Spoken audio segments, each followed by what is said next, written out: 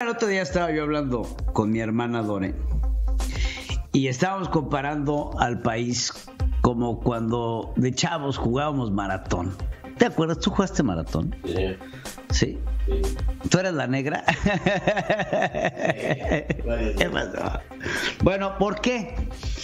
Estaban las fichas de colores y había la negra, ¿no? La negra era la ignorancia. Ha avanzado la ignorancia tanto en esta presidencia que da pena. Fíjense, el discurso político tiene que tener rédito. Yo estoy de acuerdo. Tiene que haber una forma de mover a las bases. Tiene que haber una forma de motivarlos a la participación ciudadana. Pero rayar en la estupidez se me hace peligrosísimo. Miren, les voy a poner un video. Y a los que nos están escuchando en radio se los voy a describir. Dale. Entonces, tenemos el monumento a la Reforma, a Colón, el monumento a Colón en Reforma, el Paseo de la Reforma. 5, 4, 3, corre videotape. Y dice, está pues lo que se asume como un danzante mexica, un danzante azteca, con un letrero en donde dice hasta nunca genocida. Y entonces está este hombre haciendo una danza típica, con, ya sabe, los cascabeles en el tobillo, dando sus piruetas con sus plumas, despidiendo al genocida. Yo les pregunto a ustedes, ¿quién dijo que Cristóbal Colón era genocida? ¿En dónde? Chance, yo no lo llegué a estudiar, pero ¿en dónde hay un relato en donde se ponga a Cristóbal Colón de genocida? Cristóbal Colón tuvo muchos errores a lo largo de su paso por la vida. Fue un hombre que fue carcomido por la ambición, que puso a sus hijos inclusive en el virreinato, que se convirtió en un hombre muy poderoso en la época, el capitán de la mar Océano.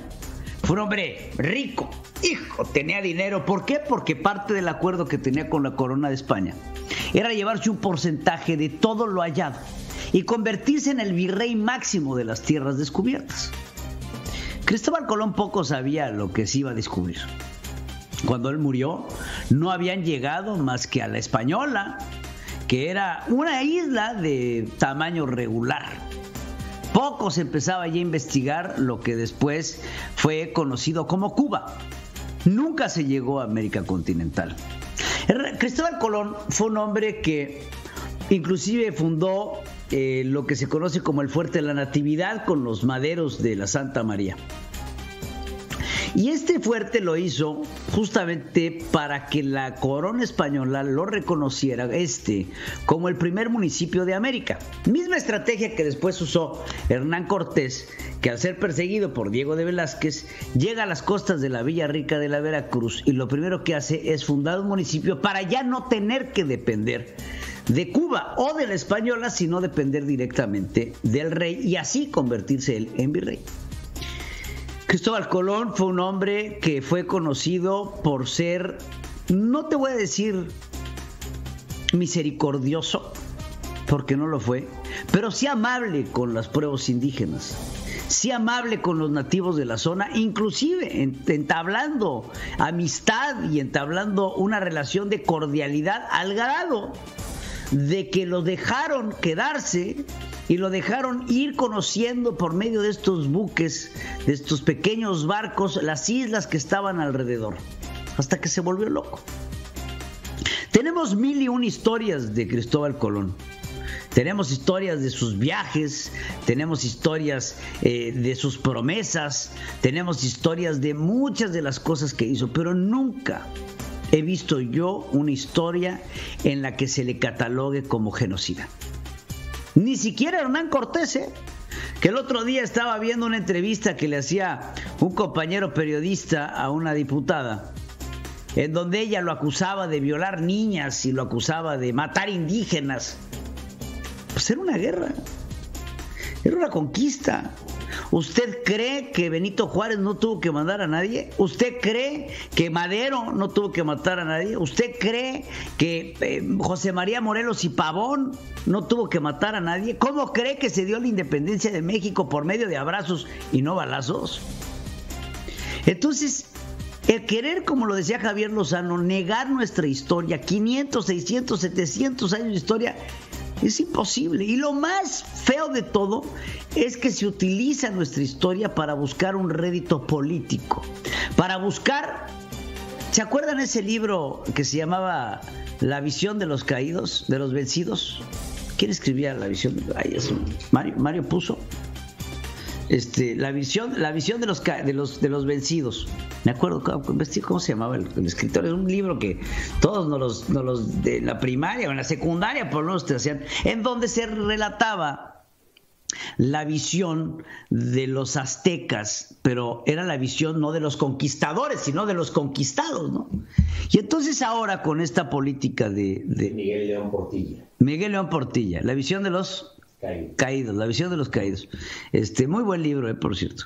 Entonces, esta idea de que como se lucha a favor de los pobres y se busca alentar a la pobreza y se busca ayudarlos, nos hace querer cambiar el lugar de la historia y en lugar de hablar como los conquistadores, ponernos en el papel de los conquistados.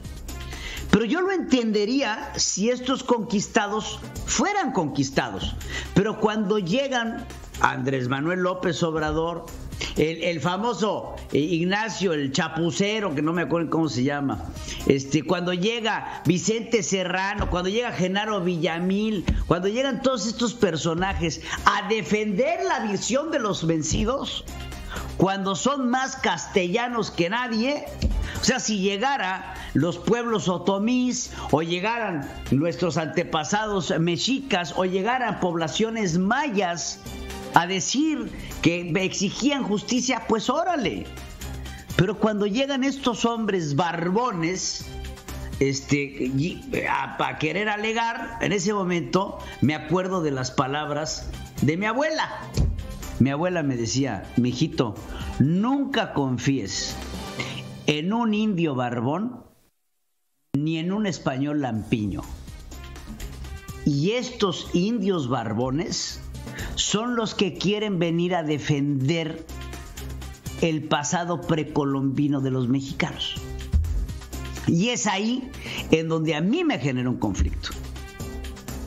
Porque en ese momento, no estoy diciendo que no hicieron bien, estoy diciendo que hay que entender las situaciones y las circunstancias por las que se estaba pasando en ese momento, mismo que hablaremos cuando Andrés Manuel deje de ser presidente.